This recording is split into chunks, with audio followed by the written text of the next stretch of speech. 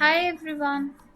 Today we are going to start with second chapter of macroeconomics, that is circular flow of income. So in this chapter we will understand what is circular flow of income. We will understand the concept of stock and flow. We will understand the types of circular flow. And in your syllabus, you have circular flow in a simple economy, that is two sector economy only. So we will be learning about that also. So let's get started. Let's understand the circular flow of income. So it simply means that income flows in a circular manner in different sectors of the economy in different forms. Now let's understand it more. So suppose मेरे पास 1000 rupees हैं, मैं market गई, मैंने वो 1000 rupees की groceries खरीदी. Okay so अब मेरे पास से वो पैसा शॉपकीपर के पास चला गया. अब शॉपकीपर के पास 1000 तरह के कस्टमर्स आते हैं, वो प्रोडक्ट्स खरीदते हैं, उसके बदले पैसा देते हैं, राइट. सो एक पर्सन से दूसरे पर्सन पैसा जा रहा है. अब शॉपकीपर वो पैसा स्टॉक करके तो रखेगा नहीं, वो भी आगे खर्चा करेगा, फिर उसको भी अपनी दुकान के लिए सामान लाना है तो वो आगे होलसेलर को दे देगा, राइट. सो ये जो पैसा है ये सर्कुलरली फ्लो करता रहता है इकोनॉमी में, एक पर्सन से दूसरे पर्सन और एक सेक्टर से दूसरे सेक्टर. नाउ अब जब हम एक सेक्टर से दूसरे सेक्टर की बात कर रहे हैं तो यहाँ पे जब हम सेक्टर्स की डिफरेंट सेक्टर्स ऑफ इकोनॉमी की बात कर रहे हैं तो डू अंडरस्टैंड हमारे इकोनॉमी में बेसिकली 4 सेक्टर्स होते हैं. So these are the 4 basic sectors of any economy: household sector, producing sector, government sector and rest of the world. Now to make your concept easier, अभी हम 2 sector economy में circular flow की बात करते हैं. Okay?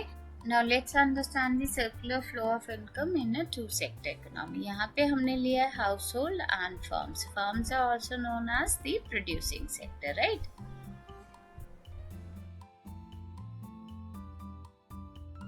Do understand अब producing sector है. Producing sector को प्रोडक्शन करने के लिए क्या क्या चीजें चाहिए? उसको चाहिए land, labour, capital and entrepreneur. इनको हम बोलते हैं factors of production. So basically हमारे पास 4 फैक्टर्स ऑफ प्रोडक्शन है: लैंड, लेबर, कैपिटल, एंटरप्रेन्योर. सो ये सारे फैक्टर्स ऑफ प्रोडक्शन कहाँ से आते हैं? हाउस होल्ड सेक्टर से आते हैं. सो हाउस होल्ड सेक्टर फर्म्स को और प्रोड्यूसिंग सेक्टर्स को ये फैक्टर्स ऑफ प्रोडक्शन प्रोवाइड करेंगे और इन रिटर्न उनको क्या मिलेगा? Factor payments. Now what are factor payments? Factor of productions को जो पेमेंट मिलती है उनकी सर्विसेज के बदले उसको हम फैक्टर पेमेंट्स कहते हैं. Okay so factors of production को इन रिटर्न फैक्टर पेमेंट मिल रहा है इन द फॉर्म ऑफ लैंड पे क्या मिलता है? रेंट. लेबर को वेजेस या सैलरी मिलता है. कैपिटल पे इंटरेस्ट मिलता है.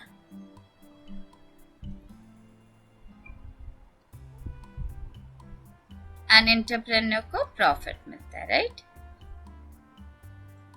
सो फैक्टर्स ऑफ प्रोडक्शन को इन सारे फॉर्म्स में जो रिटर्न मिलेगा उसको हम फैक्टर पेमेंट्स बोलते हैं. ओके सो यहाँ पे factor of production house hold sector ने फर्म्स को दिया और इन रिटर्न उनको मिल गया फैक्टर पेमेंट, राइट. अब प्रोड्यूसिंग सेक्टर क्या करता है? वो गुड्स एंड सर्विसेज बनाता है, राइट. अब ये गुड्स एंड सर्विसेज कौन लोग कंज्यूम करते हैं? हाउस होल्ड सेक्टर कंज्यूम करता है गुड्स एंड सर्विसेज, और उसके बदले उसको पैसा देना होगा. डेफिनेटली फ्री में तो फर्म्स उनको गुड्स एंड सर्विसेज देंगे नहीं, तो उसके बदले उनको जो पैसा देना रहता है उसको हम बोलते हैं consumption expenditure, right. So they are expending in different goods and services for consumption purpose. Okay so यहाँ से अभी यहाँ पे I'll clear all this. Just give me a minute.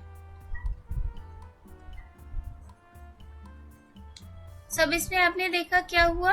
पहले मनी या इनकम फर्म से हाउस होल्ड सेक्टर के पास गई और वही पैसा वापस फर्म्स के पास आ गया, right, in the form of consumption expenditure. So आपने देखा कि मनी एक सेक्टर से दूसरे सेक्टर सर्कुलरली फ्लो करती रहती है, right. I hope this is clear now. So let's understand the meaning of circular flow of income now. It refers to the cycle of generation of income in the production process, its distribution among the factors of production, and finally its circulation from household to firm in the form of consumption expenditure on goods and services produced by them. सो यहाँ जैसा आपने पीछे इस diagram में देखा, money एक sector से दूसरे सेक्टर फ्लो कर रही है, राइट. बेसिकली 3 फेजेस में सर्कुलर फ्लो हो रहा है. What are these 3 phases? First one is production phase. Production phase को हम जनरेशन ऑफ इनकम भी बोलते हैं, ठीक है. दूसरा है आपका इनकम फेज, जिसको हम डिस्ट्रीब्यूशन ऑफ इनकम भी बोलते हैं. एंड तीसरा है आपका डिस्पोजिशन फेज. सो अब इन फेजेस में क्या होता है? प्रोडक्शन फेज में आपको पता है गुड्स एंड सर्विसेज प्रोड्यूस होती है, जिससे इनकम जनरेट होती है, right. So that is the generation of income. Now अब प्रोडक्शन हुआ, इनकम जनरेट हुई, तो अब वो इनकम क्या होगी? वो डिस्ट्रीब्यूट होगी to the different factors of production, right. अब factors of production को इनकम मिली, वो इस इनकम का क्या करेंगे? वो इस इनकम को डिस्पोज कर देंगे in consumption expenditure. So I hope these 3 phases are also clear. First one is your production phase, second one is your distribution phase, and third one is your consumption expenditure phase. Okay, so we call it production phase, income phase, and distribution phase, right. So this is what circular flow of income is. Income flows circularly in different sectors of the economy, right. Now we've already discussed the phases of circular flow. Let's understand it again. So as I told you, we have 3 phases. First one is your production phase, which is also called as generation phase. Okay, so in this phase what happens?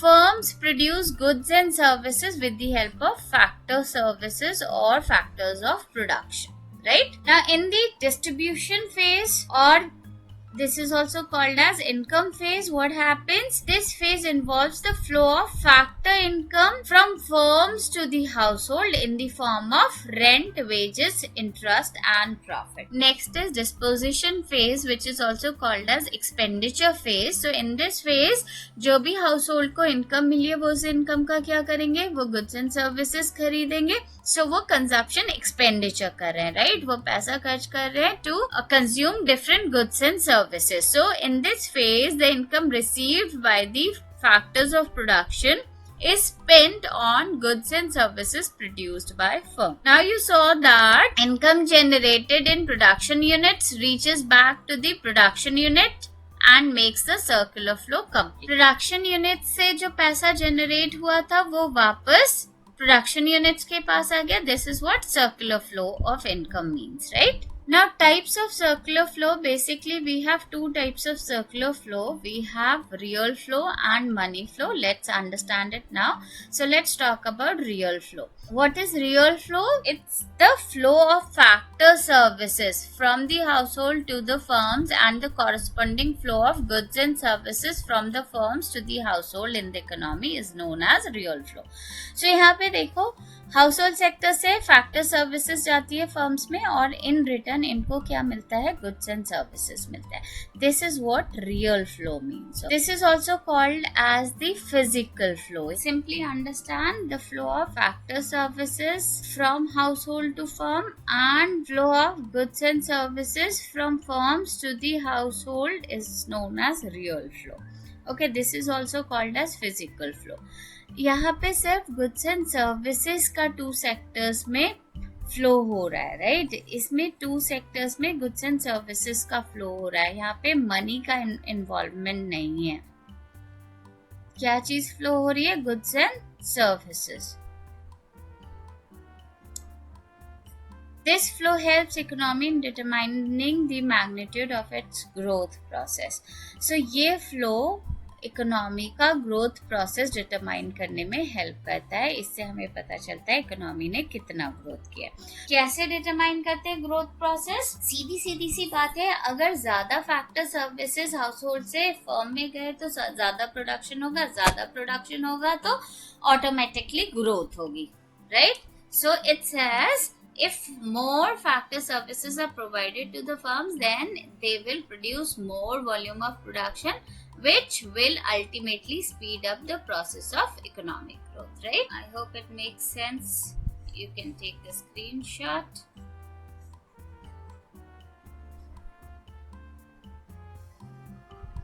Now let's understand the money flows. As the name is suggesting, this flow involves the flow of money from one sector to another sector, right? So money flow में money flow करती है एक sector से दूसरे sector, right? As the name is suggesting, it's a money flow. So money would flow from one sector to the another sector of the economy. So let's understand this. The flow of factor payments from the firms to the household for their factor services and the corresponding flow of consumption expenditure from the households to the firms for the purchase of goods and services produced by the firm is known as money flow. Household ने अपनी factor services दी थी, land, labor, capital, entrepreneurship provide की थी firms, उसके बदले इसको क्या मिला? फैक्टर पेमेंट्स मिली in the form of rent, wages, interest and profit. अब इस पैसे का इन्होंने क्या किया? Again they bought goods and services from the firm, so they did consumption expenditure. They spend their money on different goods and services, right? So यहाँ पे क्या हो रहा है? मनी फ्लो कर रही है एक सेक्टर से दूसरे sector, right? This is also called as nominal flow. इसमें money का flow होता है between two sectors of the economy, that is household sector and the firms, right? So यहाँ पे जो हमने first diagram देखा था, यहाँ पे ये दोनों flow एक साथ समझाएं. यहाँ पे देखिए factor of production flow हुआ household से firm से, in return उनको मिला goods and services. This is real flow. और फैक्टर्स ऑफ प्रोडक्शन के बदले जो हाउसहोल्ड को मिला वो थी फैक्टर पेमेंट. सो ये मनी ट्रांसफर हो रही है एक सेक्टर से दूसरे सेक्टर्स, और ये पैसा इन्होंने वापस कहाँ खर्चा कर दिया? गुड्स एंड सर्विसेज पे खर्चा कर दिया. सो पैसा वापस आ गया फर्म्स के पास. So this is money flow.